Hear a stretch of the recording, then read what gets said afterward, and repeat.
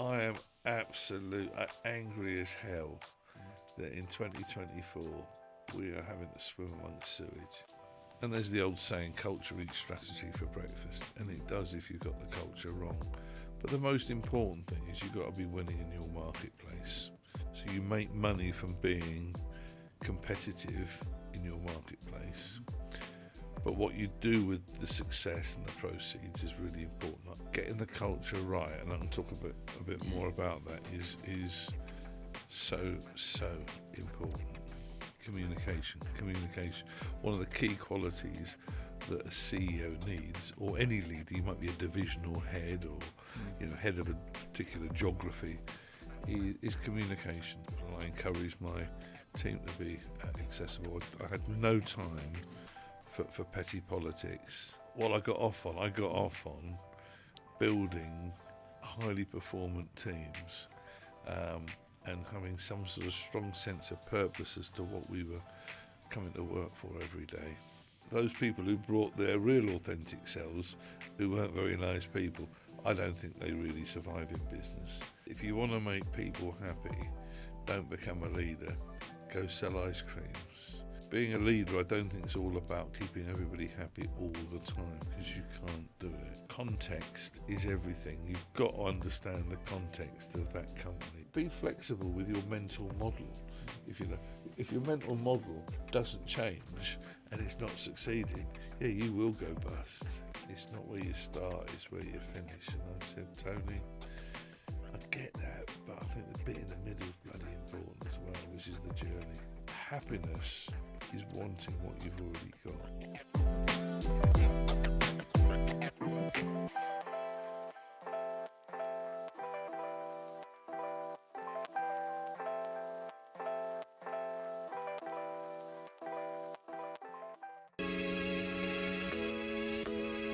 I'm on a mission to help the world to see success differently. Through sharing the stories of our guests, I hope to inspire those that listen. This is the Different Hats podcast, produced by H2 Productions. I hope you can join us on this journey.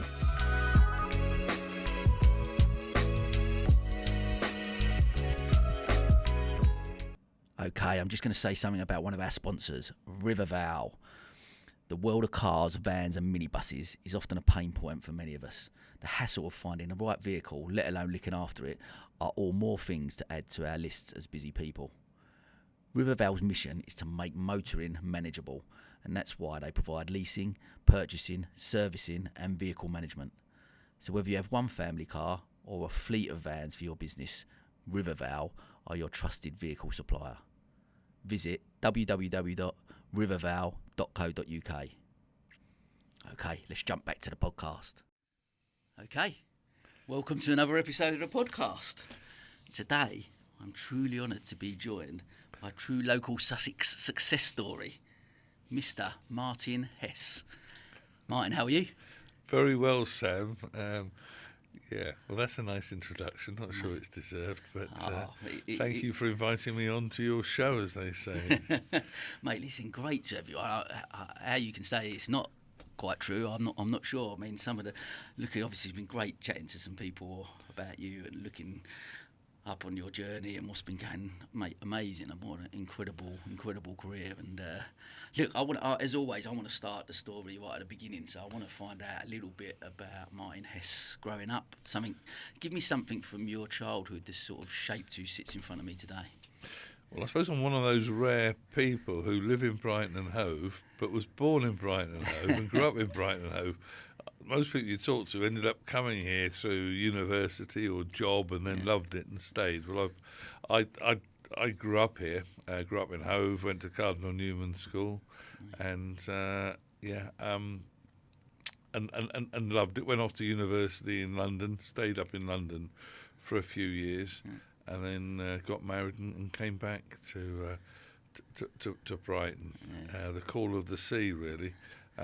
So I've got fantastic memories of my childhood, basically swimming in the sea, playing football in Wish Park, going up to the Goldstone ground and watching the Albion, which has been a lifetime passion, standing on the railings at Brighton Racecourse, watching the horses gallop by, because that's another thing I love, my horse racing. Yeah. So great, a lovely childhood. Um, Amazing. And look, I always think, because I've got twins who are 8, and I think they've obviously been born and bred in Brighton. And I love the fact that I pick them up from school in the summer, take them down the beach, and they've got the sea to swim in. And I grew up in Dagenham, so I've moved down here. But just what an amazing place to be. well, you don't always appreciate it though, do you, Sam? Because that's sort of my mum.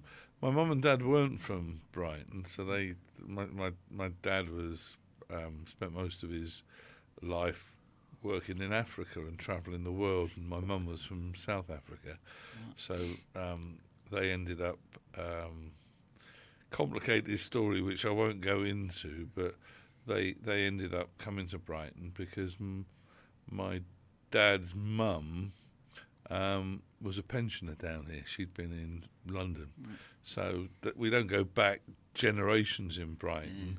So I suppose I'm a first generation Brighton person, but we didn't. You don't appreciate how great it is until you go away, and then you see other parts of the country, and you realise, actually, I was born lucky.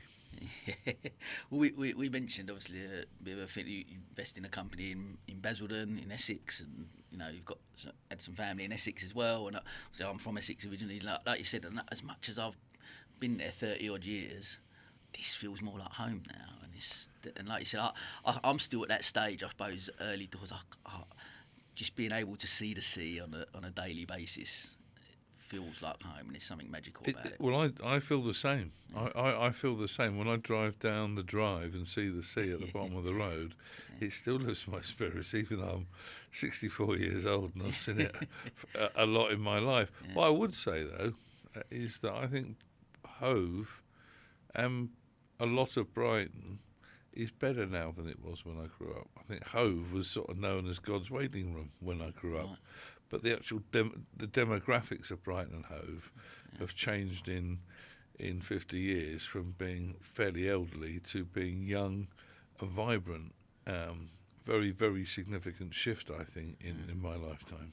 I think you think that's a lot to do with, like, people refer to it sometimes as London by the sea, but you've had a lot of, I mean, look, we're delving into your career around the tech space, I suppose, but I mean, Brighton itself has starting to become a little bit of a tech hub, no? Yeah, no, I think it is a tech hub for certain aspects of the media industry. It's got quite a vibrant small company scene in the tech space. So yeah, that's something that's certainly wasn't around when I was growing up. It was very much a commuter town up to London. I ended up, moving up to London, but I think it's basically certainly helped by lockdown and people not having to commute all the time up to London every day. I think it's helped places like Brighton and Hove, because people don't need to go to London now to earn and seek their fortune. They can do it more locally. Yeah, love that. Well, talk to me then. Growing up at school and stuff, what was your dreams as a child? Your ambitions? What did you want to do? It's I liked school actually. I was lucky because I was sort of good at exams, but I was also a bit naughty. I was because I never really liked authority, so I was a bit of a rebel at school. But there was one incident that I remember. My mum and dad went up to a parents' evening. I went to Cardinal Newman, as I mentioned, and I think I must have been about 14, 15. And I always looked old for my age, basically, which is not such a good thing these days. But when I was always the person pushed in first to the pub to get served, and I was always pushing the edge of the boundary of rules and what have you, but never been really, really naughty, not in trouble with the police. But I was always a bit of a handful for the teachers because I'm always trying to buck the system. And anyway, my mum and dad went up to a parents' evening, and they came back, and the headmaster, a guy called Tony Smith, who's no longer with us, he started talking about Martin's behaviour, and my mother said, "Oh, Mr. Smith, is the problem the company Martin keeps?" To which he replied, "Martin is the company." So I got a good telling off, but Brilliant. I got a good set of O levels and A levels, and the sort of subjects I like, history, geography. I wasn't particularly hot on my science, and I liked sport. Played, rugby, basketball, athletics. I was pretty good at. But generally speaking, I had a good time, But was there something there though that you know what? That's because you obviously went into tech businesses and into that world. I guess with you look at your career with Hewlett Packard, IBM, and people. What was the drive, or did you fall into that, or was that? Well, that's it. Right. So, but I wanted to be a journalist when I was at school. Oh, really? Okay. Because I was always interested in politics and issues out there, and I did economics at A level, and I did politics, international politics and economics at university. So I was keen to be a journalist. I left university and went into marketing as part of brand management. When I left university in 1981, that was the year the PC was launched. 99% of the population didn't have a clue about computers, as they were called back then. These were things that happened in the background. But I read an article in the Daily Telegraph, which was a day in the life of a computer salesman. This is when I was in my marketing job with a company with Golden Wonder Foods. That's what I was with, up in Market Harbour in Leicestershire. So I was getting excited about launching the new flavour of Ringo's. And because I was into marketing and brand management, and I've always had a love of that. But I was earning about £3,500 a year. And I read this article, A Day in the Life of a Computer Salesman. And this guy was working for a company called Burroughs, who became, they were a big company, computer company back in those days. And he was earning 25 grand a year, selling computer systems, accounting systems, sales order processing systems, stock control systems to business. And I thought, I like the sound of that. I like the sound of 25 grand a year. Yeah, absolutely. And I like the sound of what he was doing. It sounded very, very interesting. But I knew nothing about computers. And I didn't even know the difference between hardware and software. And you're going to look at me now and think, what sort of moron are you? But believe me, back in 1981, 82, nobody did. So I thought, well, actually, what I'm going to do is I'm going to learn about this stuff. So I went on an evening class to learn how to program a PC, paid for it myself, and I bought lots of books to learn about it. And then I applied to some big companies, ICL, that became Fujitsu. We don't talk about them in polite company anymore. And I ended up getting a job with ICL as a graduate trainee, even though I'd been out working for about 18 months. And they took me on board. So in answer to your question, Sam, I had, if you'd have asked me where my career was going to go, even at university, I would never have put IT down. Wow. It was either journalism or marketing was where I thought I wanted to go. Most of my friends at university went into the city, joined some of the big accountancy firms to train as accountants, and that wasn't for me. I thought I can't do that, and so And I guess from you alluded a couple of bits there about sort of sales and the sales element. I guess for me, marketing, branding, selling. And whatever we do in any industry, in business, whether it's a product or service, whatever it is, sales is such a huge thing in any business, right? Yeah, and I think that was probably one of the things. Even though the industry, I wasn't expecting to go into IT. I always thought marketing and sales was where I was going to play. Yeah. I was always quite happy being the front man. Yeah. And I liked the interaction, and I liked the competitive nature of it, and so sales. I wasn't going into the IT industry to become a techie, because I'm not a techie. I went into the IT industry to become a salesman back then, but seller we call them now, and it was one of those jobs that the glove fitted really quickly, and I think I was really lucky that I found my métier, as they say. I found my niche early on in my career, i.e. sales, and it felt like the right home for me. Amazing. And I think there's one part just before we move on to talking about that. Have I galloped on too quickly? No, because just alluding to the sales bit, there was something I was talking to a mutual friend of ours, Glenn Ballard, and he mentioned about a sales conference when you were both together at HP over a 2-day conference. And am I right in that you signed up BP for 500 million and Centrica for 450 million in a couple of days? Yeah, he's right. I hope he didn't talk about how we celebrated it in the evening. He didn't delve into it. You can share that on here, mate.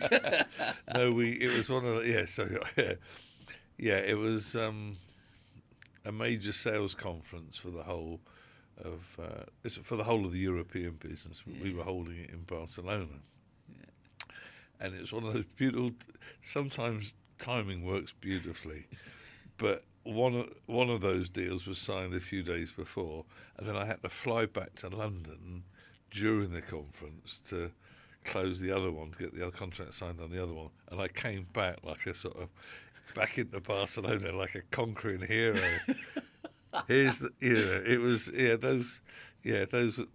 Those were special days, actually. Very, very nice. There were a couple of deals people wouldn't mind signing, right?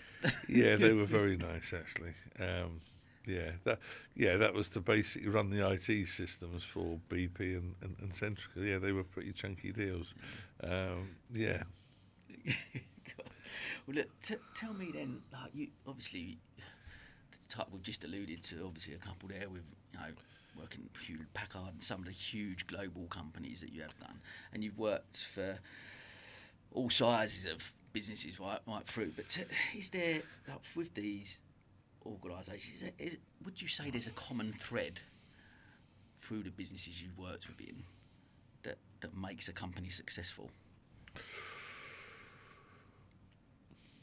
That's a really good question.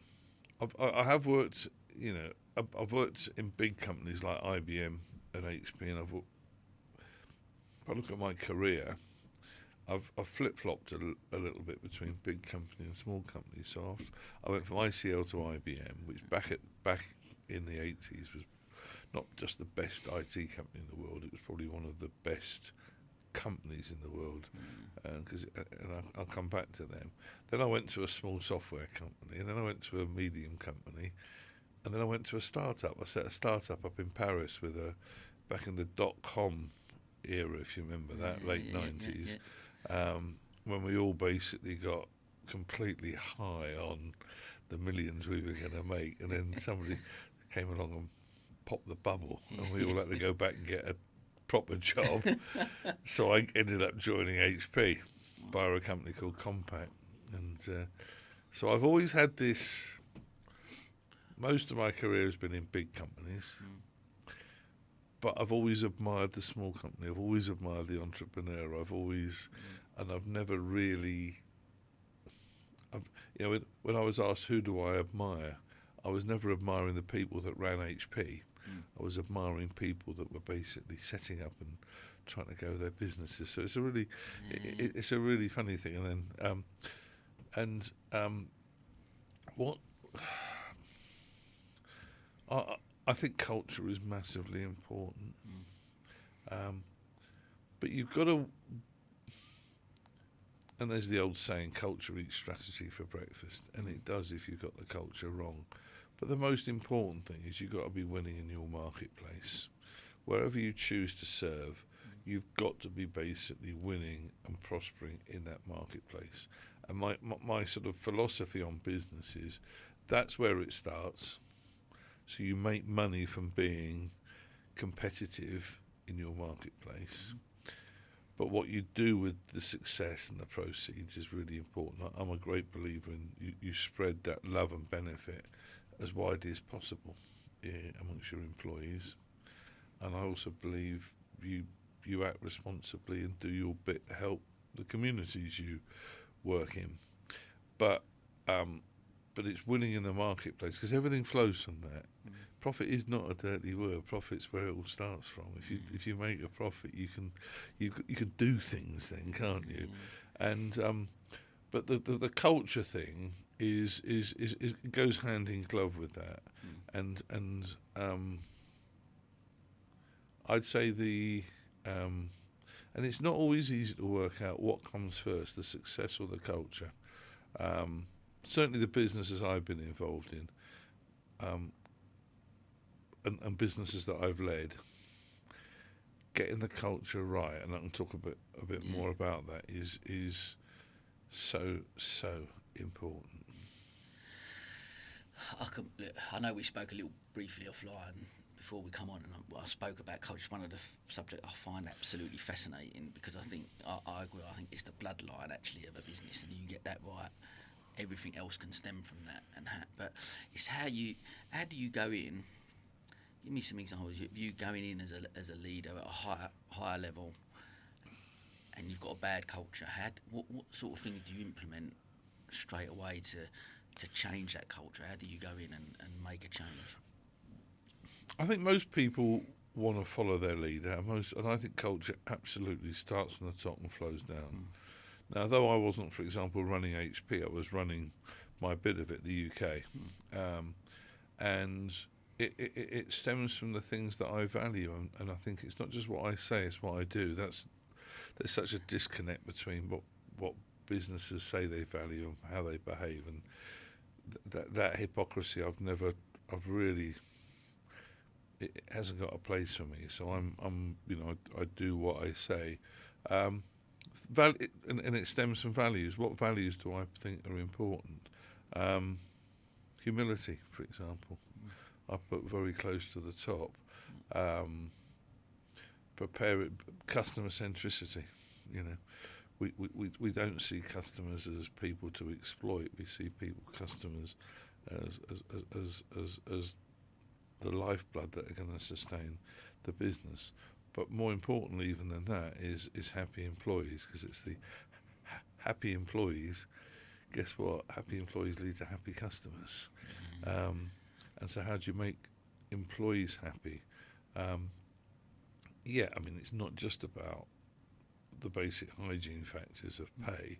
It's basically creating an environment where they feel engaged with the business and feel positive about being part of that business. So I've never really been a heavy-handed boss. I've always been things that have always been really important to me. Communication. One of the key qualities that a CEO needs, or any leader, you might be a divisional head or head of a particular geography, is communication. And it's not just one way, it's two way. So I always used to set up forums for people to, we used to have lunch forums, breakfast forums with employees. Tell me how it feels. I suppose it was the IT equivalent of senior execs in McDonald's going and flipping a burger, a day or two a year. But I wanted to hear, how the business was. I was always accessible to people, and I encouraged my team to be accessible. I had no time for petty politics. So I try to create a low. I mean, you can't eliminate politics completely because everybody's a human being. Yeah. But I didn't run my business in cliques. I ran it through the management team. It was an open. Environment where people could basically access me. Now I had to control that to an extent, but I set up communication forums. I was always seen as a bit of the people's general sort of thing. I got my energy from my teams, and if I probably weaknesses in me were probably I spent more time energizing and motivating and leading my teams than I did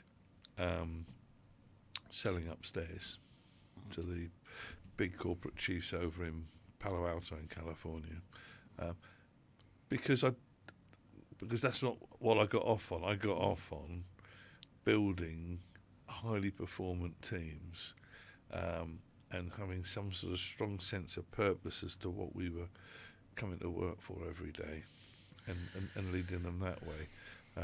So, long-winded answer, but you end up creating a culture of.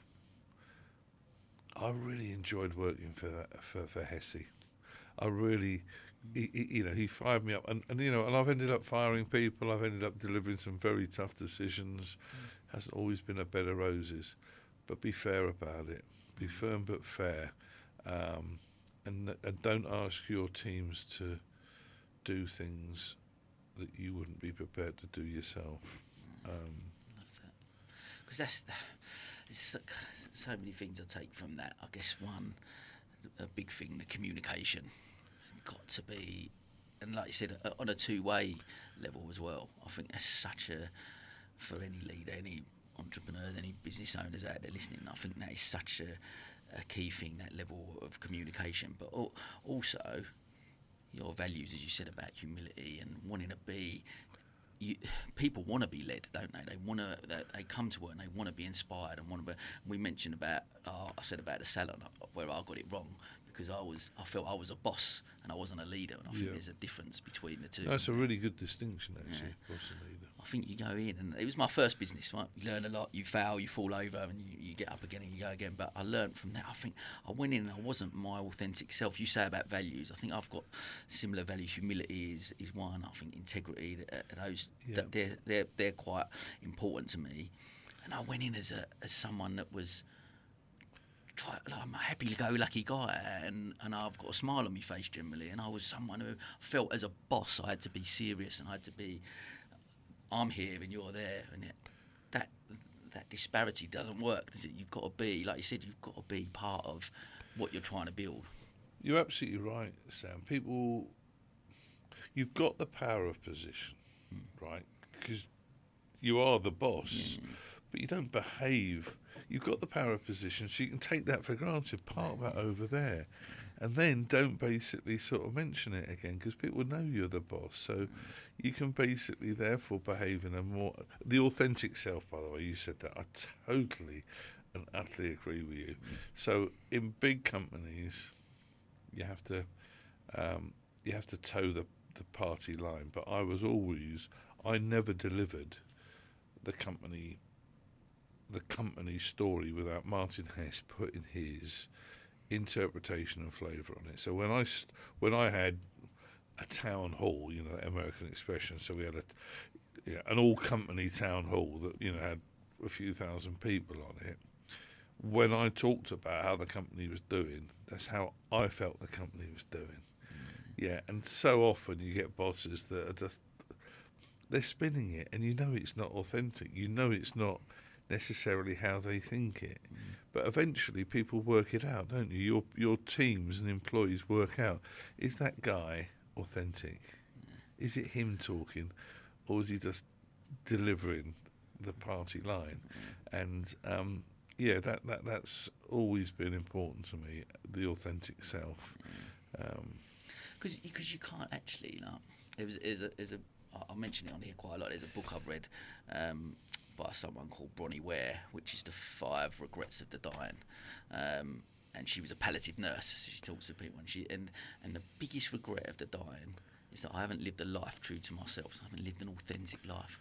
And I look back at that time and I said, my biggest regret from that, not that it failed and I lost money and sold my hand, all them things, but I lived that period of my life, I think, inauthentically. I lived it as someone that I wasn't. And I think my biggest learning from that was going into business, whatever I've done next, and other business I've grown or whatever, and led other people, is that I will bring myself authentically as much as I can every single day, and that is how I want to live my life. We've got to realise though, some people when they bring their authentic self, they're not very nice people. Yeah. But I think more of those survived in the 70s and 80s. If I think my career started in the early 80s, and if I think back, there were some real bastards back then. You know, what I used to call the kick-ass, take names sort of bosses, particularly in a sales environment. It was the world has changed, and that isn't how you motivate people anymore. And I think there are examples where I think it might have gone too far, but those people who brought their real authentic selves, who weren't very nice people, I don't think they really survive in business these days. Not. I completely agree. I love that. But one thing I want to touch on there, then, like so you've gone in as a leader, and you know, from that, even I guess the earlier part of your career, and you recognise that, like, people, we talk about this a lot, about leadership and having humility now and having more soft skills as opposed to, but like you said, that wasn't the norm back in the 80s and 90s. So what was it about you that recognised that early on, do you think? Really good question. Do you know what? I think I've always been really quite comfortable in my own skin, you know, if that makes sense. Yeah, it really does, yeah. I've never really tried to be anything that I'm not, and I've never thought I'm better than other people. I just think people are different. And so I got my first management job at IBM, which was your cash machines, ATMs. IBM used to be in that business, and my first job was running that team around Europe, and it was probably still one of the best jobs I had. And I was only 32. But I really took, just as I took to selling, I took to management because I got energy from people. I didn't need to be the best at every part of that job. I was very happy to be the leader, but not necessarily the know-all of the best. And I can remember back, you know, some. I think it's about showing genuine respect for people, for human beings, isn't it? And I remember there was a chap in the team. He was in his late 50s, so he was 25 years older than me, and he came to work smelling of drink every morning, and he was customer facing as well. And I remember, having to have that conversation with him, which was really, really difficult, but do it in a way where you show respect. You know, you don't. I hate humiliating people, and I hate putting people down, and I hate people who do that to people. I'm not sure I'm answering your question. No, you really are. But all I've done is I've tried to basically, the way I am as a person, I've actually tried to take into my job, and when I've had the chance to do it, I think I have created really, really positive, happy working environments.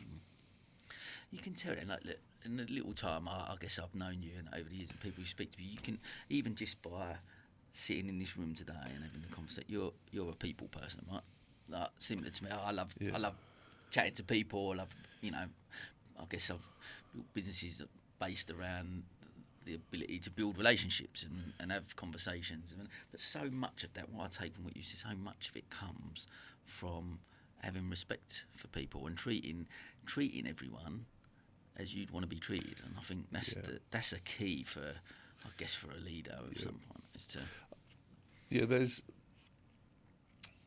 is a great saying I picked up in the last few weeks, which is probably well known, but it made me laugh though, that if you want to make people happy, don't become a leader, go sell ice creams, which is a great saying, isn't it? Because as a leader, you can't make everybody happy all the time, but if you have to take tough decisions, do it. This is my philosophy, and I've had to drive redundancy programs, I've had to lay people off for poor performance, but always do it treating people with respect and dignity. That's the way it is, and you know, and that way people respect you. They might not like the decision you're making, but if you give them the real reason why it's happening and be honest with people and do it in a fair way, most people basically say, yeah, I get it. I don't like it, but I get it. So being a leader, I don't think it's all about keeping everybody happy all the time, because you can't do it. But it's the way you treat people, I think, is massively important. And making sure that what's important to me might not necessarily be important to people in more junior positions in the company. I remember going to shows in Las Vegas where the CEO, the boss of HP worldwide, would stand up and talk about the share price, the HP share price, and how important that was. And it was important to him because he was making millions and millions and millions as that share price, increased. But to people that didn't have shares or share options in the business, it didn't matter a jot. And I think, well, why do you keep banging on about that? Because your audience, a lot of your audience, aren't interested in the share price. Well, why aren't they interested in the share price, they told me?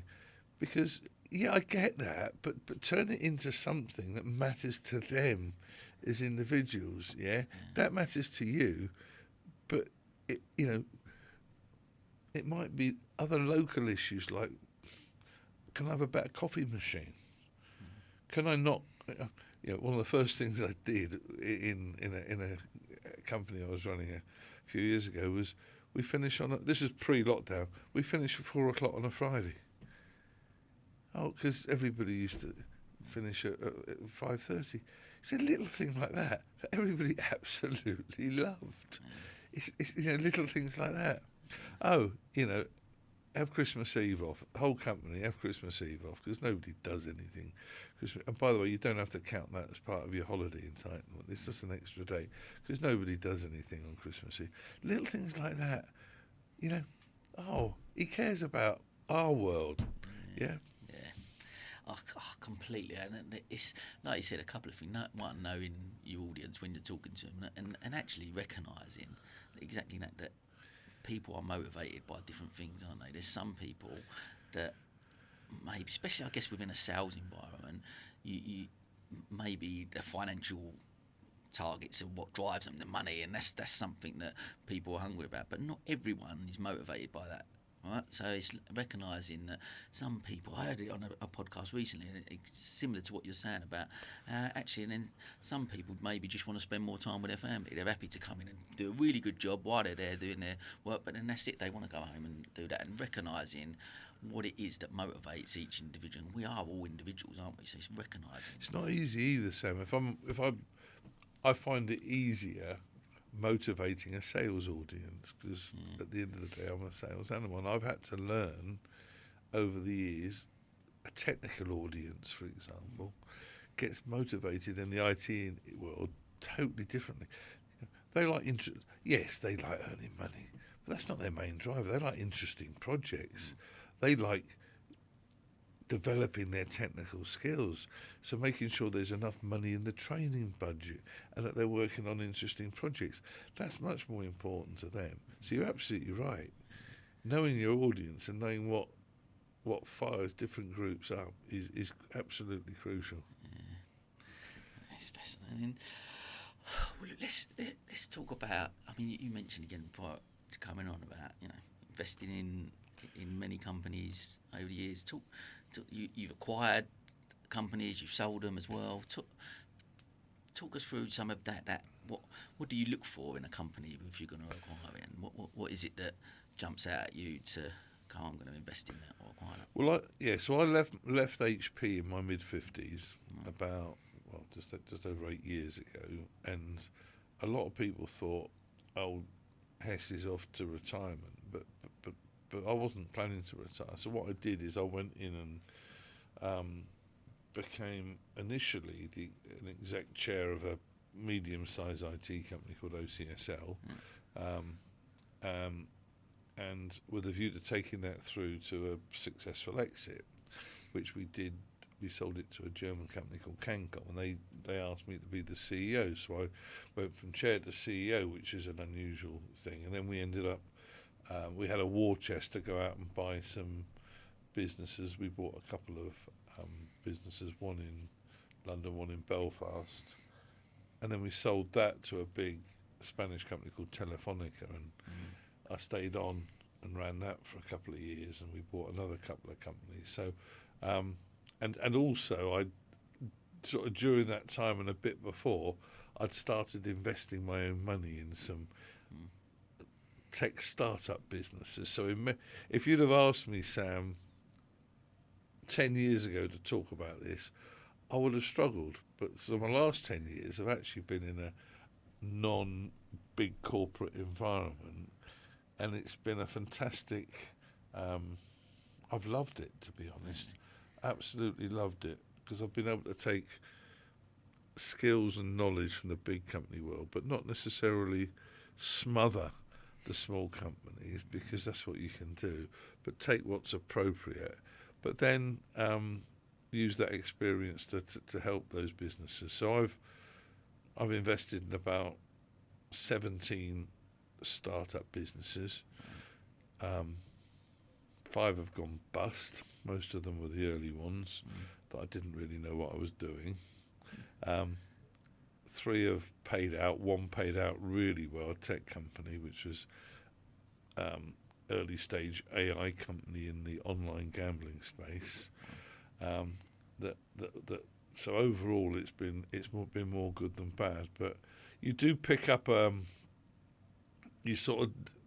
so I know what I'm looking for now that I didn't know at the beginning, because I was easily sold to at the beginning.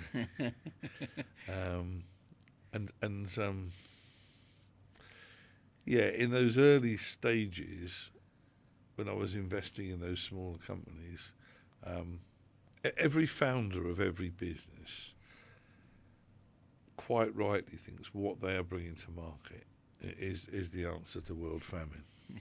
It's the greatest thing in the world, and they're very convincing about telling you that. I guess as a founder, you've got to believe that one. You've got to believe that. Unfortunately, it doesn't work out that way, because the world isn't waiting to buy what you're bringing to market with. It's not, and a lot of founders struggle. I put them into 2 categories, actually, in the sort of tech space. They're either techies, they've got a great idea about a product, but really don't know how to sell it, or they're sellers that aren't really that love doing deals. Now, those companies can do really well until the company wants to sort of scale, and then there's more to running a company than just doing deals.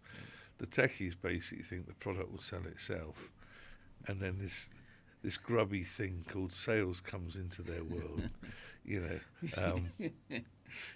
and they, why aren't we selling more? And so I suppose that's where my experience of what I call B2B, business to business selling into a business environment, which is, so I'm not really strong at B2C. No. That's changed so much in the last 20 years. I'm not ignorant of it, but that's not where my value is. My value is helping companies sell into a B2B, a business to business environment.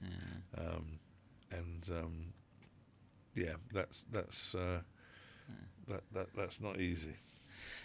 And I guess, like you alluded to a little bit there about, and I'd be interested back to, I guess, one of the questions we sort of spoke about briefly earlier, but actually going from taking the lessons from these huge organisations, global companies that you've been at the head of, like with HP, etc., but recognising some of those core values, key skills, key lessons that you've learned from running those teams that can still be implemented, because business is business, right? So if you can implement some of that into a small organisation, if they adapt them in the right way, that's where their value is, right? Yeah, there are. I mean, it sounds basic, but are you selling a product or service that the market wants to buy? I mean, that is true, isn't it? And whether the market wants to buy it, might be a lot of reasons why the product's good, but the market doesn't buy it. So you wrestle with that in the big companies, and you wrestle with that in the smaller companies. Brand is massively important. What does the brand say to the world about what you are? That's equally important. Big companies or small companies. What you realise is when you're with an IBM or an HP, though, that brand gets you through doors. Sure. When you're who the hell are you brand, it's not so easy. So you've got still achievable, right? Oh, definitely achievable. Definitely achievable. Because people still buy people, and if you, I guess. Well, you're absolutely right, Sam. Rule number one in selling: people buy from people. In that business-to-business environment, people buy from people. But it's really hard, because I think what you got to not just what are the learnings from big companies to small companies, and what are the same things, but what are the things that aren't the same. It's important to know that, because I know people who have been in big companies who just take that big company cookie cutter and try and apply it to the small company, and it doesn't quite work.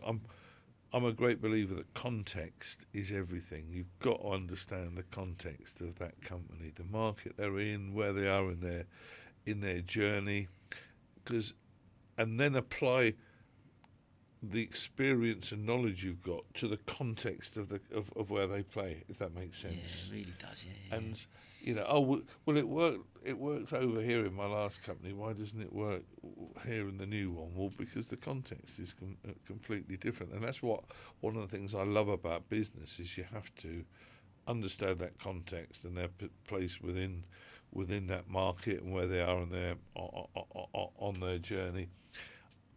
Is the company trying to create a market that doesn't exist? Very exciting, but bloody hard. Yeah. Or are they just trying to produce something that's better than what exists? Easier, but potentially not as exciting and not as lucrative. The questions I always ask with small companies is, how much financial runway have you personally got? So the founder, and they sometimes find that a little bit intrusive. Why are you asking me that? Well, if I want to invest and help you, I want to know that you've got more than 3 months runway. If you're the only breadwinner, and you've got, I can think of one at the moment where he's paying his kids through private school, he's the main breadwinner, and he needs to earn over 100 grand a year. Well, the business can't afford that, I'm sorry. So you're choosing the wrong time in your life to set up a business. Unless,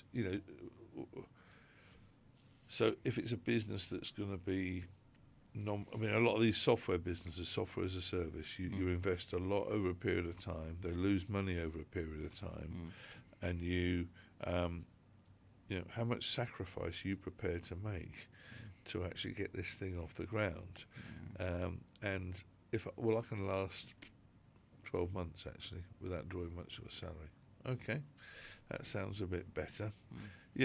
So that those considerations, and also understanding of the market, So I don't want to hear somebody say, well, actually, we got this great product. Well, tell me what the market looks like. Well, I don't really know. they've got to have done Bit of research, yeah. a bit of legwork. So it's market, it's financial runway, it's quality of the team, and I've got that wrong early days, big time, and also what I'd say that I want the founder to be more focused on the size of the pie rather than how big their slice of the pie is. So I get founders who say, well, actually, I don't want to dilute. I want to stay at 90+%. And I say, well, do you want 90% of bugger all, or 40, 50%, 51% of something significant? Yeah. And that's such an important question, because I bet so much of that question that you ask someone, so much of it has got to be down to ego. Because actually, if you believe in what you're, I guess, and this is just my take on it, because if you believe in what you're building, you believe in what you're bringing to the world. Of course, there's that financial stuff.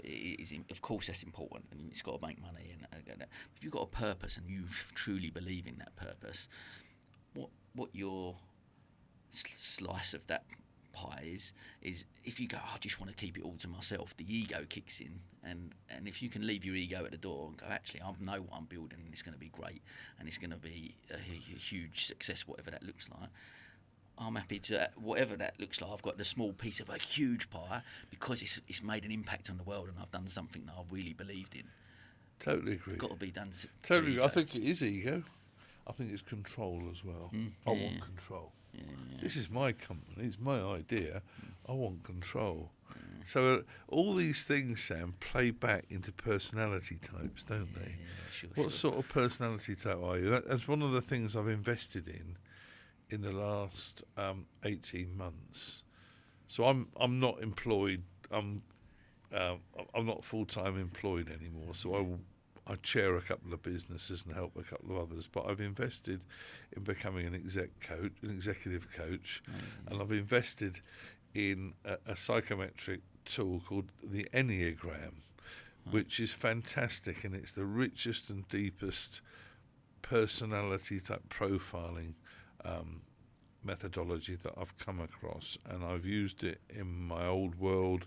I've used it with my teams to help build teams, and it's taught me that our behaviours are how people basically are in situations, largely depends on their motivation and how they see the world. And the Enneagram has really helped me understand me and help me understand other people. So, and it's been incredibly effective at helping understand team dynamics. And so the type of person who necessarily wants to keep 100% and is nervous about diluting, that will come from his personality type. And you then ask, well, how do you build your personality? Well, it's nurture and nature, isn't it? It's experiences. But that's what's really fascinating me these days is understanding people, understanding team dynamics. You know what? That fascinates me. That whole experience. Again, back to, I guess, being on here and learning from, as you're alluding to now, still learning about things, about people, learn so much about business, about life, about people, on having these type of conversations, I guess. But would you, with those learnings that you've got from that process, is there them key traits that you've noticed within founders that are you can look at someone, have that conversation and go, they've got it. Might not, maybe even if the product isn't maybe the right thing, but that person has got it and they will become successful. Yeah, I think so. There are. I know it sounds incredibly dull, but somebody who's really prepared to put their heart and soul into it. So if you want to set up a business, particularly a tech business where you're trying to break into somewhere. I'm not talking about somebody, but I know it probably applies if you're going to set up your own IFA or your own estate agency or what have you. But I'm more familiar with those tech worlds. You've got to put your heart and soul into it, and you've got to be driven. Yeah. You know, you've got to be driven, and you've got to basically be prepared to make some sacrifices to get there. I'd say they're the common characteristics. Doesn't mean the qualities we've talked about this morning aren't important. Yeah. Around authenticity, around making other people tick, and that is sometimes something I do see with founders, is because they're so driven and motivated, they expect everybody else in their business to be the same, and actually that isn't always the case, because they're not necessarily going to be multi-millionaires when the company's sold. So spreading out the ownership with stock options, and that comes back to my point about slice of the pie and what have you, you know, getting everybody fired up is massively important, because the founder, generally speaking, is very driven, very committed, prepared to make sacrifices. That, I'd say, is probably the common theme, I would say, across the businesses. It's not just something that they're doing on the side. Yeah. I think a lot of people, investors I've spoke to as well, have said that, like, what, like, you either all in, like, for me to invest in something, like, for me to come to you and go, oh, Martin, you're going to invest in this. This is my business, but you know, I'm doing this over here and I'm running this, but you know, and this is something I'm passionate about, but as a side hustle, you're going to be less inclined to invest in that person on that basis if they're not. For you to invest money in something, you surely got to be something that person that you're investing in is all in, and they're going to go for it. If I think about the most successful ones, they've been all in. Yeah. They've made those sacrifices. Comes back to that point about personal financial runway. Yeah, sure. How long have you got to make that? How long can you afford to make those sacrifices for? Now, if it's a business that's going to wash its own face, as I say, from day one, because you set up the business, you nicked a customer from where you were, and therefore it pays its way from day one. Yeah. Different world, isn't it? Yeah, sure. Profitable from day one.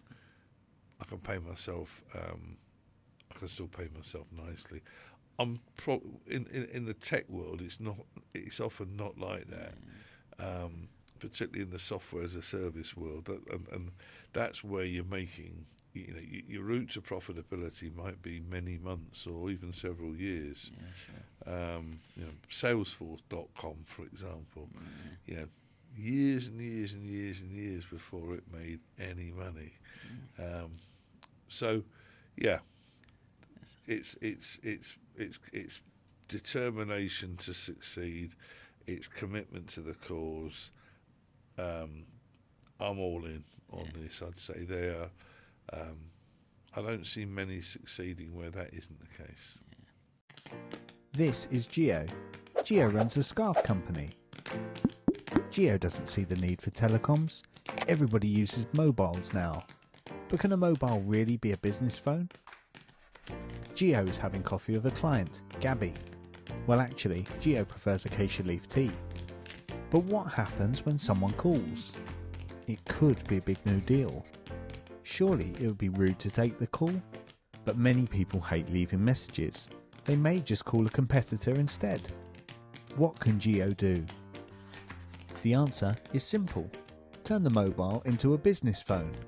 With the Go Giraffe app, Geo can quickly transfer the call. Or, before the meeting, Geo can simply use the app to divert calls. No more missed calls, lost deals, or unhappy customers. Turn your mobile into a business phone today. Go Giraffe. We talked about, obviously, the tech space quite a bit, and it's, especially within that realm, a lot of people I've spoke to or you listen to about that, around the whole failing fast but failing forward. I'm keen to understand what's your take on that? What's your relationship like with failure? You mentioned a couple of investments that maybe not gone right, but my relationship with failure, it was if you go back about 5 years, I was too familiar with it in terms of the companies I was investing in.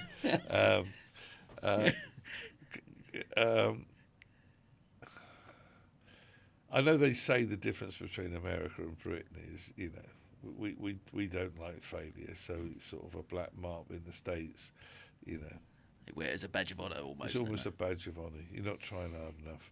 Yeah. If you don't fail. If I go back to a sort of behaviour that's always, I've never liked blame cultures. I've never been one of those people that immediately points the finger at an individual, because I don't think often it is an individual. There's just something I believe in called systemic thinking, and a lot of the time it's a system or a set of circumstances that have led to the problem. Yeah, sometimes it's an individual. If the business fails, I'd take as an investor. I'd probably take. If I'm an investor who's actively involved, I'd probably take some of the responsibility myself, really, for making the wrong choice in the beginning, or not spotting. If I'm actively involved as chair, or not spotting the problems early enough. People do fail, though. It is a numbers game. Every individual business thinks they're going to succeed, but across the piece, and I don't, it's a numbers game. If you're investing in a portfolio of companies, it's a numbers game, because most of them, I prefer a company to fail, for example, than become what I call the Walking Dead. The Walking Dead is the company that's never going to give me a return as an investor, but it's never going to go bust. It's just chugging along, which might be fine for the founder, but it's no good for an investor. So it's a bit harsh, but in many respects, I prefer it to fail. And you know what?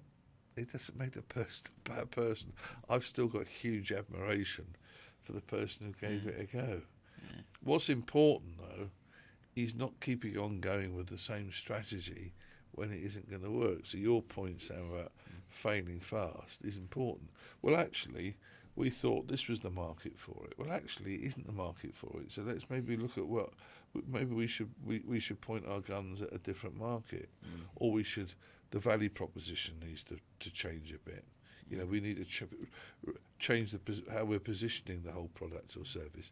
That's what the failing fast bit is, knowing when that strategy is not working, and you adjust to a new one.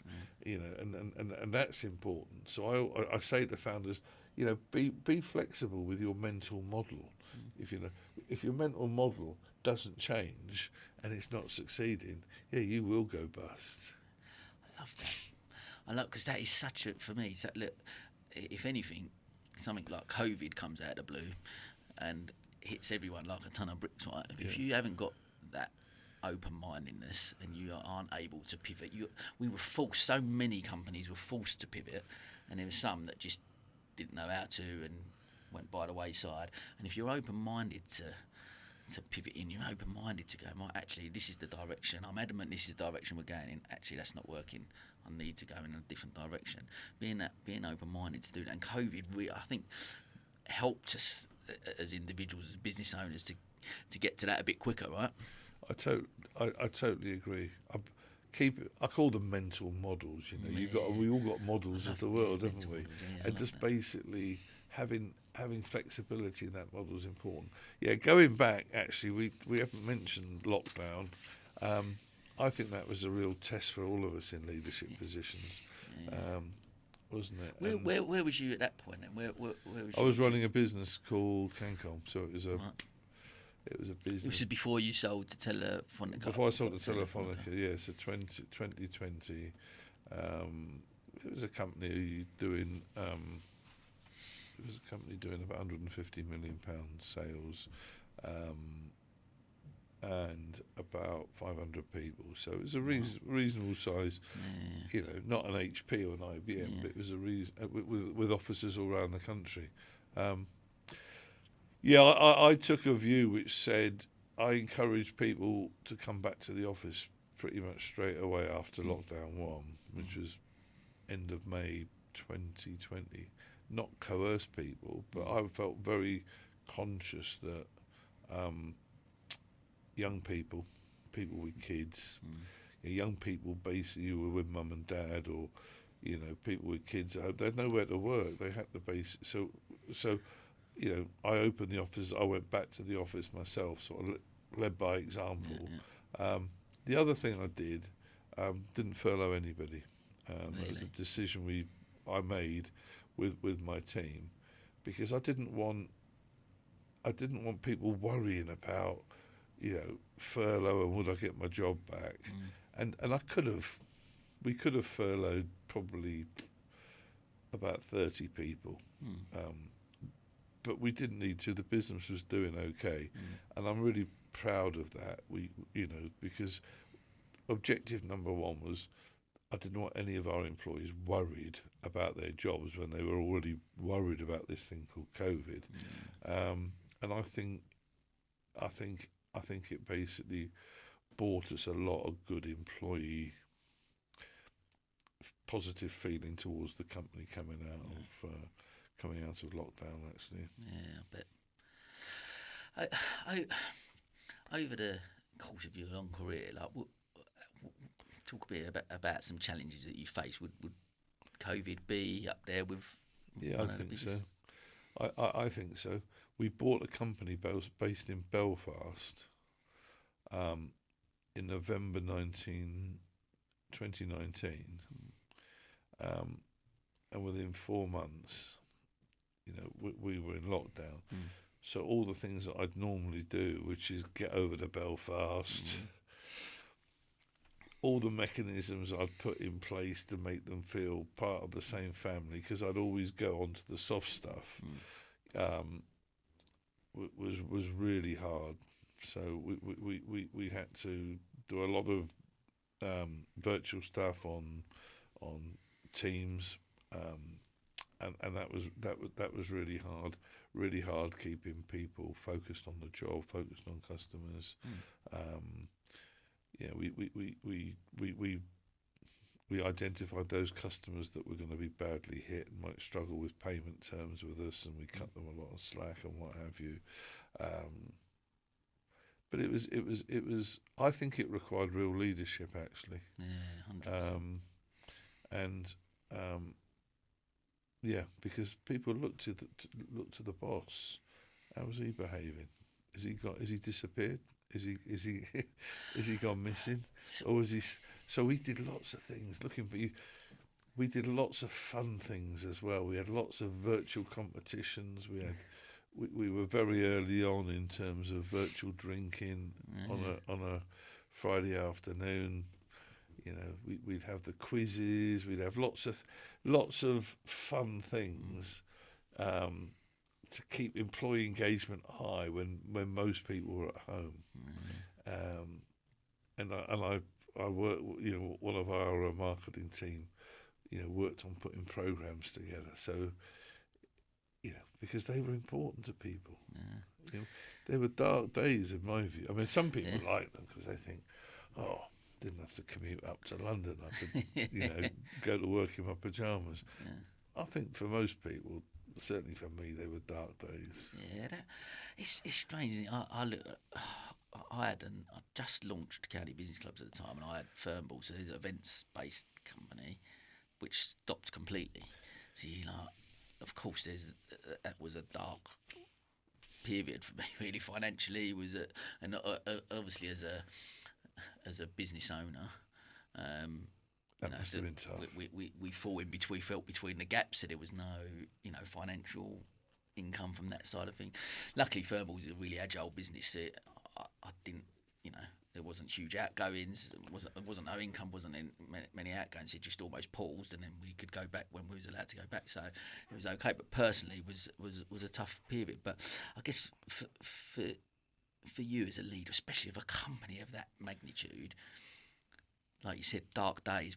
Talk to me a bit about your mindset at that point, being in that position, looking around. You've got all these people, but feeling maybe we didn't have the answers as business owners, right? No one knew what was going to happen, but you still had to then, as a leader, go on and have, I guess, that optimism, and I guess how important more so was the communication at that point. Yeah, you're absolutely right, Sam. I doubled down, to use that expression.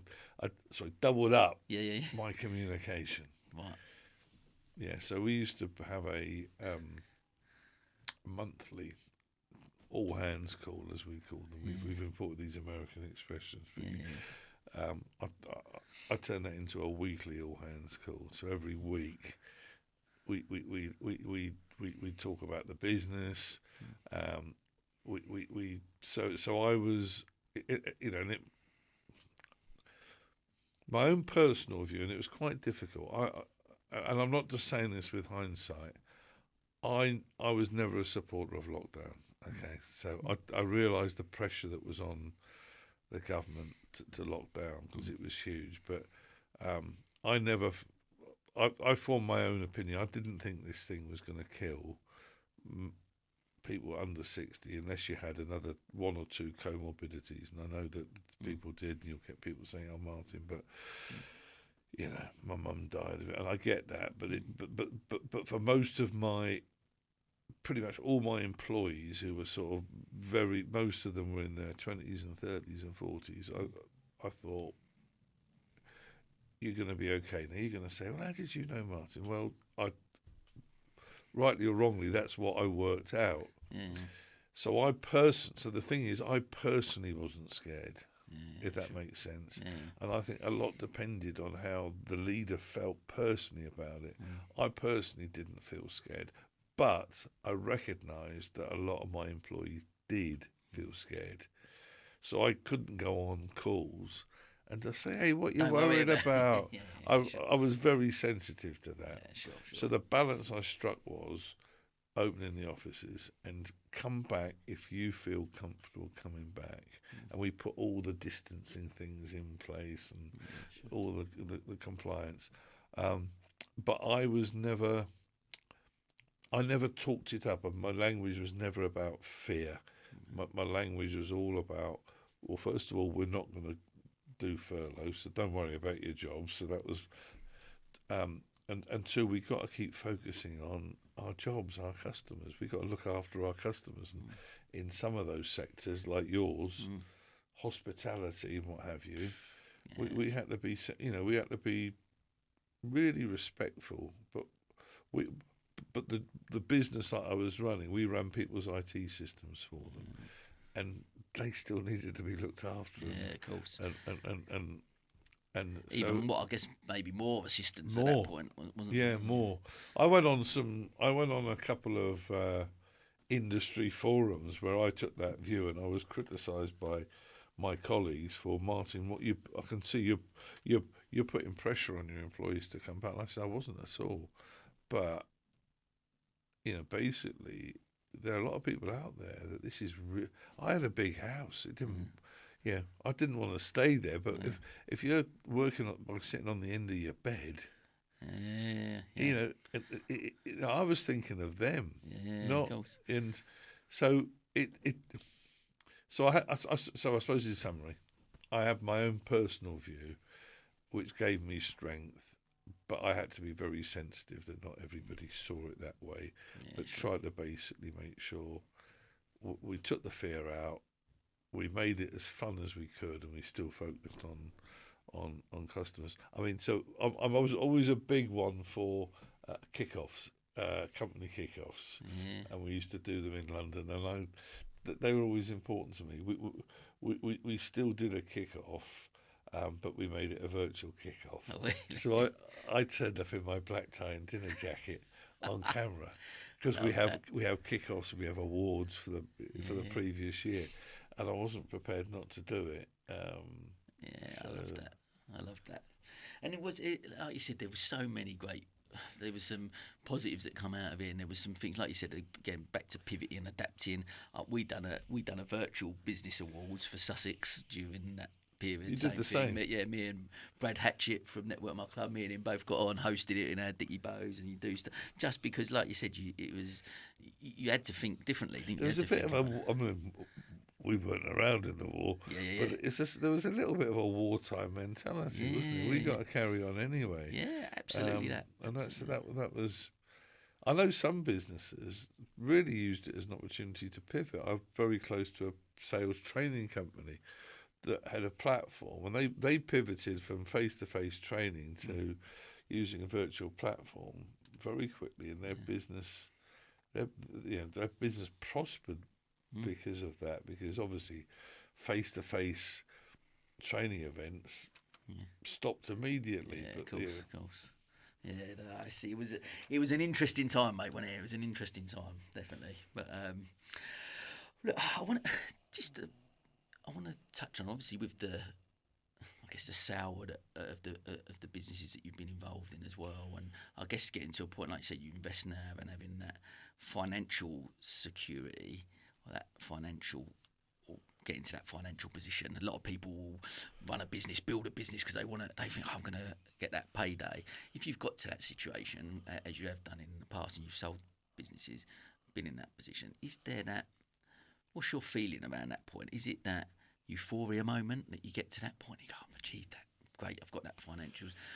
Like, where do you sit on the financial success that you've got to, if you know what I mean, and you're there and going, made this, because you obviously still look at all the things you're still involved in. We all always need a purpose, right? And that financial gain doesn't always give us that potentially.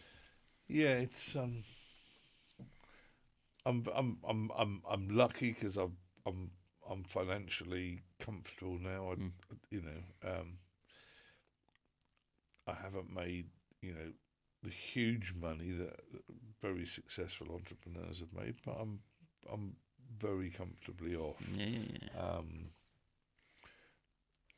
But I've never been. I think the journey's been more important than the destination, actually, if I'm honest. And because the destination doesn't last very long, and I had this discussion with my brother. I took him out a few years ago for his 60th, and he was set up his own travel business, did really well, and we're both big Brighton of Albion fans. So he comes down from London, and we go up to the Albion, up to the Amex together. So he's a great guy. But I remember him saying his 60th because he said, it's not where you start, it's where you finish. And I said, Tony, I get that, but I think the bit in the middle is bloody important as well, which is the journey. And I've really enjoyed the journey. I've been very lucky. I've enjoyed pretty much, with one small exception, everything I've done all the way through, and I've ended up comfortably off. But the comfortably off bit hasn't given me the euphoria. It's the journey that's given me the euphoria, if that makes sense. And I drive a 10-year-old car. My wife keeps saying, so I drive an old Shogun, which will probably be banned from the centre of Brighton in the not too distant future. Because to me, I don't care. I'm not flash. I don't care about showing off that I've got money. In fact, I want to play it down, to be honest. So those sort of things don't matter to me. But it always amuses me when I'm in the company, and I think it's more of a bloke thing than a woman thing. They do like dropping into conversation how well off they are, and the other thing, celebs and all the celebs they know, I don't give a damn about that sort of thing. So in answer to your question, Sam,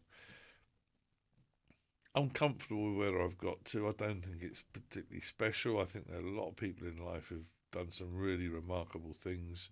I don't think I have, but the journey is important, and I always say that to people. The people who are just overly focused on the end point often get to that end point and they think, oh, Is that it? Is that it? And what's next? Well, it's a journey, and it's, for me, it's still a journey. You know, and I'm involved in a local charity, homeless charity. I'm involved in these companies. I'm always looking for, well, you know, have I got enough time to spend doing that or doing that? The journey's still going on. It hasn't come to an end. Does that make sense? Mate, more. Listen, I think if there was one key thing I could take from nearly over 100 episodes of doing this podcast, would be how you've just articulated it. That because so much of us in life, and what we're programmed from society and consumerism and capitalism, everything that goes into us, that we've got to get this and we've got to get that, and bigger house, bigger car, and all of them things, these material stuff that comes with it. But so it makes us driven to focus on a destiny. I'll be happy when. You almost delay your happiness until a point in the future. I'll be happy when I get that car, when my company turns over 10 million, 100 million, 500 million, then I'll be happy. And all we're doing is delaying, because our most valuable commodity is time. Yes. And we've got a limited amount of that on this planet. So you go, actually, it's 100%. I agree with how you've just described it. It's that journey, and you've got to enjoy that journey. Well, there are two sayings that I think sum it up for me. And by the way, I do recognise, you know, people might listen to this and say, it's all well and good, you Hess, you've got your money. And people are really struggling. I totally get that, by the way. So all I can talk about is from my personal What would you point say of to view. people who are like that? So say, for example, a business owner who is listening and thinks along them lines and says, God, but like, you know what, I'm robbing Peter to pay Paul, and I'm waiting for that next invoice to come in, and I haven't got that money, I'm struggling, and you are in that mindset. What would you say to them? Well, you brought up another subject there, you see, because I do recognise that if you're own businessman and there's a lot of stress, but I think one of the key things, probably the key component about how successful you will be, and I should have mentioned this earlier, is how do individuals deal with stress? So important, because stress is probably the thing that limits people to fulfil their potential, because they can't deal with it. And if you can't deal with stress, you either have a breakdown, or you become addicted to something, or you find a route through life that isn't going to give you the sort of stress. And I see it around me all the time. So I do think people need to find coping mechanisms. That's not to say, you know, and you've got to put what you're doing in the context. There's a great saying, and I forget who came up with it, but happiness is wanting what you've already got. And it's a great saying, isn't it? I heard that a couple of weeks ago. Happiness is wanting what you've already got. So you've got to look what you've already got and appreciate it. It's what you were saying earlier. And I know it sounds cheesy, but when I get to the bottom of Adelaide Crescent and I go with my son into the sea, and afterwards we go to Hove Lawns Cafe and have depending on when we do it, we either have a breakfast or a lunch. That's my happiest place in the world. It's lovely. It's fantastic. And, you know, I think happiness is basically wanting what you've already got. So you've got to look at what you've got and not what you haven't got. And I know that people in the world are struggling from month to month, and this is maybe a luxury of where I am in life, and I accept that. But don't always want what you haven't got. Yeah. I love that. And it's I think like I've been trying to do, going down a gratitude journal and stuff like along them lines, and trying to be exactly that, be grateful for where you are right now. Because actually, me 5 years ago would have loved to have been in this position right now, but you're still there on that thing going, oh, but I'm still striving for this, and you still. So I'm really conscious of that, and I think again this really grounds me having these conversations and opens my eyes more to go, actually, of course, look, I'm super ambitious and I've got big dreams and stuff I want to do, and it's great. But I'm mindful of just trying to bring myself back and going, actually, I'm surrounded by people who love me and who I love, and that's pretty special. And I look at what you do, Sam, and I think, God, what a fantastic way. Honestly, I do. What a fantastic way of making your living. Really, really, wonderful way of making your living.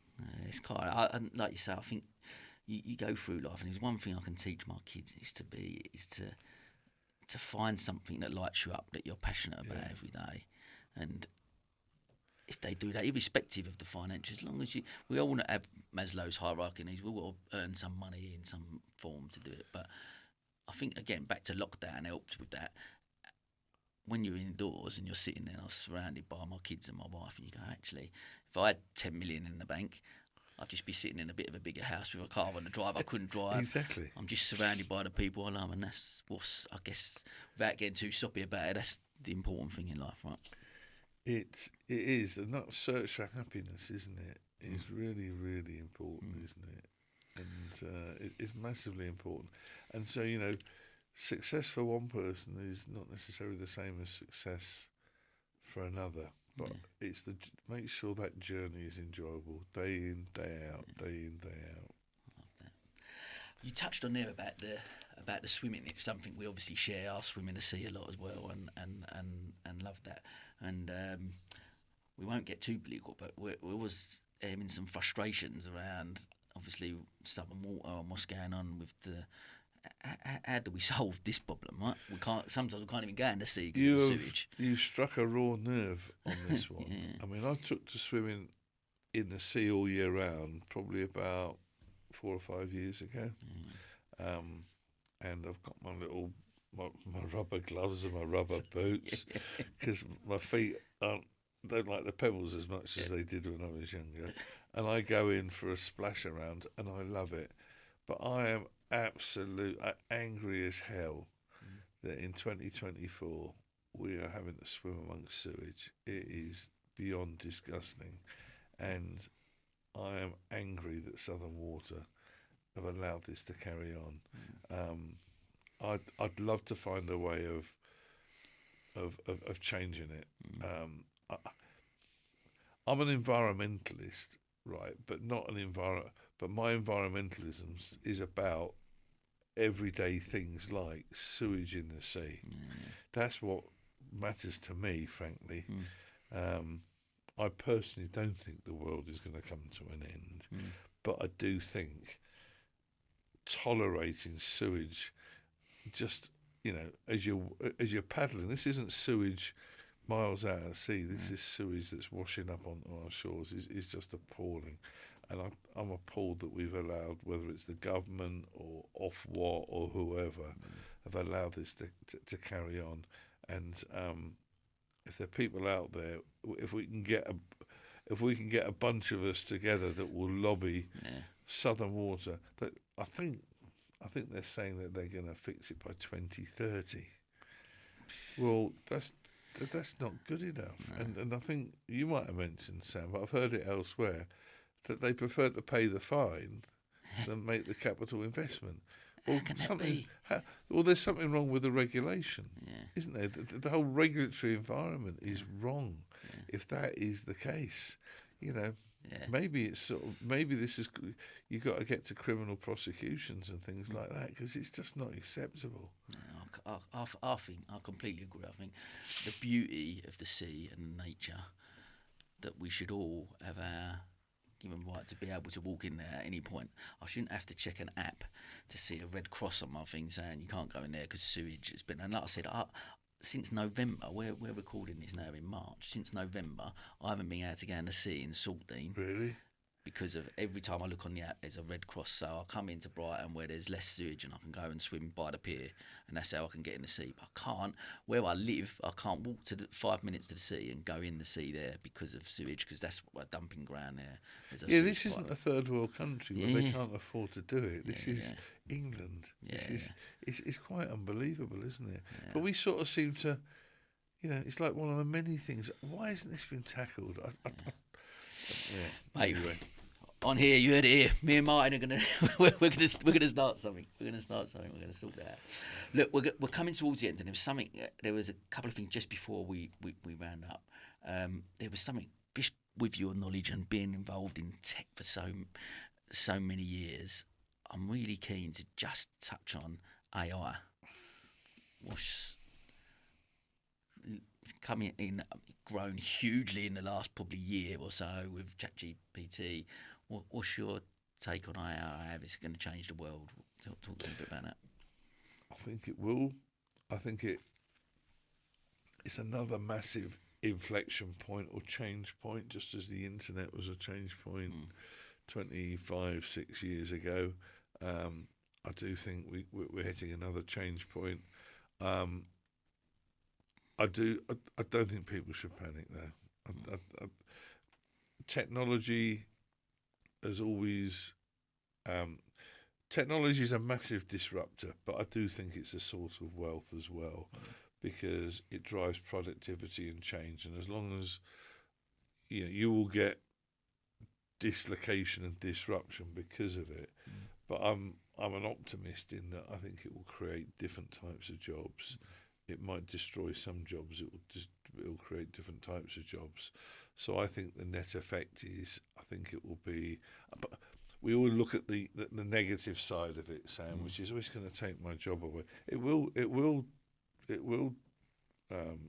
change and probably take away a lot of jobs, but it will create new ones. But I think it will create fixes to things that will hopefully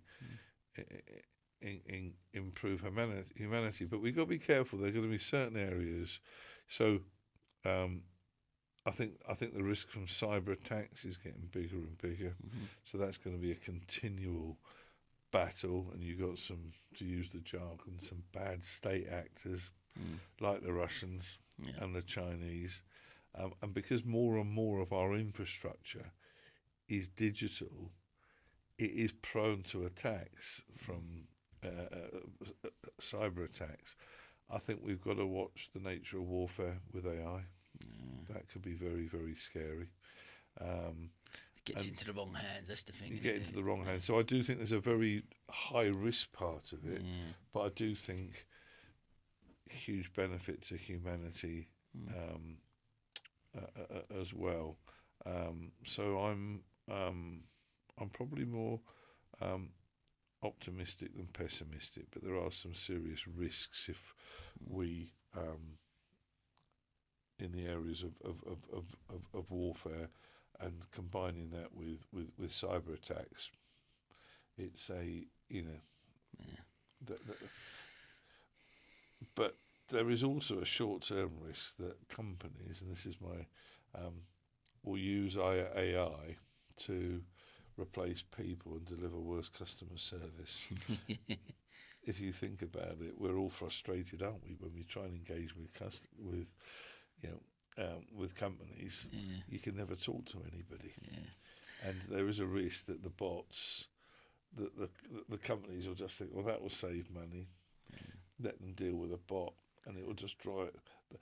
There is a risk it will just make customer service even worse and push us even further away from companies that we want to engage with.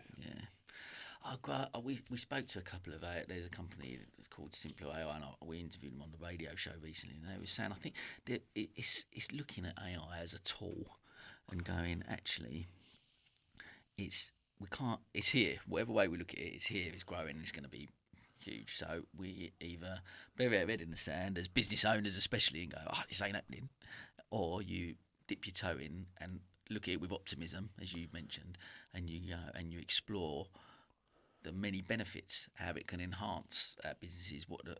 But I ask this because I'm a people person, as I mentioned. I still, as advanced as it will become and as incredible as it will, can't take away surely that human interaction that actually as human beings we crave, really. And COVID proved that we needed that interaction. Totally agree. There are going to be some jobs that will never be replaced, where you need that personal touch point.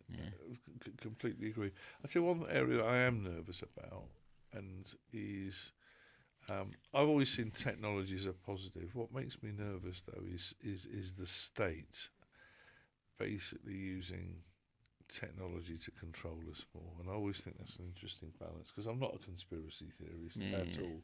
At the end of the day, I've put a huge paramount importance on individual liberty and freedom, but I do realise there are constraints to what that can consist of. But there is a danger that technology will just give the state a huge ability to control us, whether that be digital currency, for example, and if digital is how we run our lives, it will be easy to cut us off when somebody wants to cut us off, if that makes sense. And I don't want to get, it's not a party political point, but digital. So if you look at what's happening in China, they are becoming a surveillance society. The George Orwell 1984 is actually living and breathing in China, and we think, well, it will never happen over here. But we're giving, the state has got the power to control us if they wanted to, because they've got the technology to do it. So I think an important area is to make sure we use it for a benefit. I want surveillance cameras around town to catch the person who's knifed somebody or to catch the burglar, but I don't want them to basically restrict what I do and where I go if I'm a law-abiding citizen, if that makes sense. Yeah, it really does, yeah. And I guess it's the same with anything in life. There's got to be that fine line and that balance, isn't there, between what's right and wrong, what's too far and what's not. And like you said, it's important for governments and people to get that balance right, isn't it? Yeah. Hey, fascinating. Well, look, we the one thing I'd often talk about, you mentioned about family and stuff like that as well, and just the work-life balance side of stuff with your, global travel, I'm assuming, and the businesses you've run and all of throughout your career. How have you mentioned sacrifices earlier with other people? How's your work-life balance been over the years? I'm assuming maybe different now, as you've taken a bit more of I'd say, Sam, over my life, because I'm having to go through a bit of an adjustment now, if I'm honest with myself. But for all my professional life, I've thrown myself into my job and my work. Actually, my wife would exaggerate it by saying, I've spent 40 years just work. Maybe I was a bit of a workaholic because I was lucky. I got a lot of enjoyment out of my work, so it wasn't something it wasn't something that I thought, oh God, I've got my job to do this week. I loved it, and sure. But I also just threw myself at it, and I worked really, really hard. Whether it be London or wherever, and travelling, and I was very, very lucky. My wife always gave me the space to do that. She was never a wife that basically wanted me at home every night because dinner was on the table at 6:30. So a big thank you to her. She was incredibly supportive. So I think I didn't have a work-life balance. I think it was work, except at weekends, because I've got 3 children, and my happiest times were basically playing with them at weekends. So my Monday to Friday was work. My Saturday and Sunday was with the kids, because I never went off with my mates, or I never went off playing golf. Weekend was kids' time, so whether it be taking them to the pier or the King Alfred or what have you, just I got so much happiness from them. So I suppose Monday to Friday, full on with work, weekends with the children, and I had a very supportive wife, really, and grandparents. I've had to adjust, because also I don't think people work. I think work-life balance has become something that's emerged in the last 10, 15 years, isn't it? I mean, paternity leave. I mean, didn't exist when we probably Yeah. had our kids. It was like, so do I think the world's got better because of it? Yeah, I think it probably has actually. You can take it too far though, can't you? And that's where I think. I think it's interesting you say. I often talk about it because I think I struggle with it a little bit because I love my work, so I'm a bit of a worker and I'm very ambitious. So you throw yourself, but I think there's a friend of mine called Rob Starr who's been on, and he described it really well for me. He was like, because he does loads of things, done loads of challenges, and he swum the channel and all sorts, and he runs a charity, and he runs his own business, and he's successful, and and he does all these different things. He's an author, so he's all that. And I'm like, how do you find the time to have have families? He said, well, look, he said, life is this, and in that's work, and in that's kids, time with my kids, in that's my challenges, in that's the charity, all of them things. And there's some days I'll work more on the business than I do spend time with the kids. There's other days I spend more time with the kids than I do thing, but it's all part of this thing called life. And you just do. He said, so my work-life balance is perfect. He said, because I do them things to the best of my ability on that day when I need it. And if I'm a better businessman one day and a better parent the next, then so be it. But Yeah, I like that. I probably spent too much of my life commuting and Yeah. travelling because I didn't live in the right place. If I should have moved to London, yeah, you know, but you wouldn't have been by the sea then. 35 years or 40 years ago, but I wouldn't have been by the sea. So that was a sacrifice I made to stay with the family Yeah. down here. So I probably spent too much of my life on a train or on a plane. That would be different now. If I was in the middle of my career now, I'd have, because we work from home a lot Yeah. more, it would have been better. But, working from home to me, it's got its pluses, but there's some big minuses. Yeah. I love the energy. I always love the energy of the office and being around people. You got to be careful though. I've seen a lot of people in my career who were career focused, and guess what? One day the wife said to them, Yeah. "We've grown apart." I can think of two in particular. In the last few years, and it all came crumbling down. And they were so focused on their jobs, they didn't notice it. So Because it's back to your point, I think, actually, sometimes getting that balance from whatever that work, like it might be that you work, like you said, there maybe isn't a work-life balance, but there is just a life thing and you go on that. But actually the important thing is being mindful. It's being mindful of enjoying that journey. yeah, Enjoying the whole process, not going, I'm going to work and solid, and then you miss out on kids growing up, and because they're only young. I probably did miss out on. I would so lucky. You've got to have a partner who can understand what you're doing, and it's not a male female thing. No. Because it could be the other way around. Yeah, but of course. You've got to keep that, respect what the other person wants, and I was lucky with my wife. She was she was very supportive, but Yeah.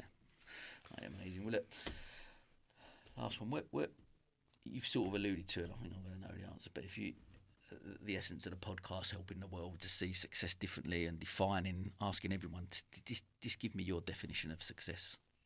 I think success is very personal. I don't think we should. I think if you look for success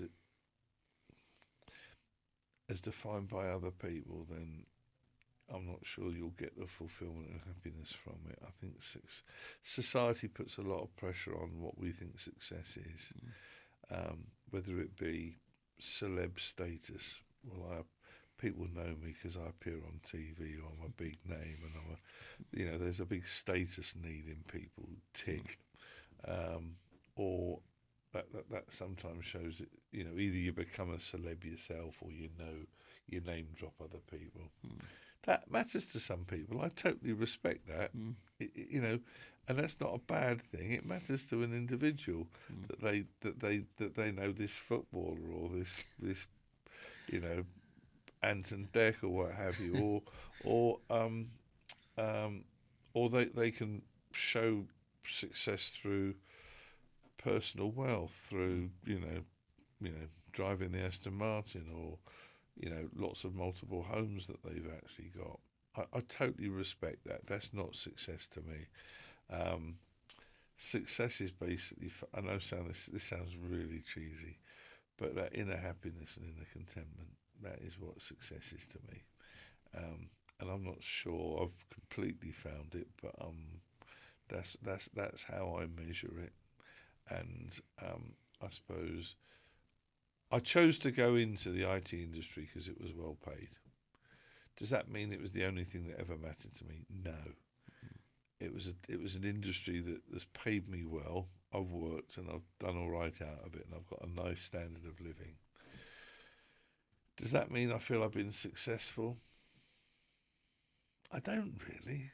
I mean, maybe I take it for granted, but success is inner happiness to me, and success is, have I been a good dad? Have I been a good husband? You know, it's more important to me that my kids say, actually, Dad, I'm really proud of you. You've been an amazing dad, than an ex-boss saying, you know, you were great. So I'm not giving you a nice, clear answer, Sam, but it's a beautiful answer, mate. But it's very personal to every single one of us, yeah.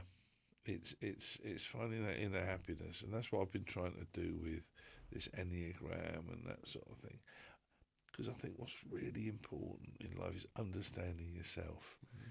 That is so important, and I don't think I've been comfortable with myself, but have I really understood myself? And I think that's something that I've only really got to the bottom of in the last few years. Mm-hmm. What makes me tick, you know, what because it has really, really helped me understand myself. And a lot of people get to all the way through life and they don't understand themselves. Mm-hmm. Their self-awareness is really, really poor. And I do think that is, if there was one message to everybody out there, understand yourself, and then you can go on a journey of self-development, if that makes sense, to take you to a position of happiness. And I know it sounds a bit cheesy, but I suppose that's how I define success. Mate, I'll be honest, for me, that's, I guess, one of the reasons I started this and have these conversations, and the reason the tagline says helping the world to see success differently, because I think how you've described it there is exactly that. Like, actually, in society, we live in a society where people's financial status is people's measure of success. In business especially, it's your measure of success if you're doing it X, Y and Z based on financial position, where actually if we look at success is, as you've described it, who we are as individuals and being completely comfortable with ourselves and finding that inner peace and inner happiness. As you said, you know, people listen to me talk like this a lot, but for me, that is measurement of success. Yeah, it is. Yeah, and I love that. It is. So, Martin, honestly, I'm so grateful for your time. It's been. I've enjoyed it. Thank you for inviting me in. I've really enjoyed it.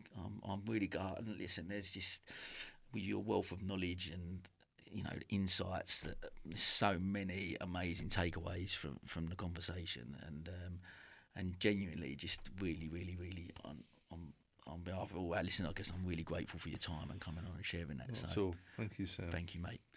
And that, as they say, sir, is a wrap.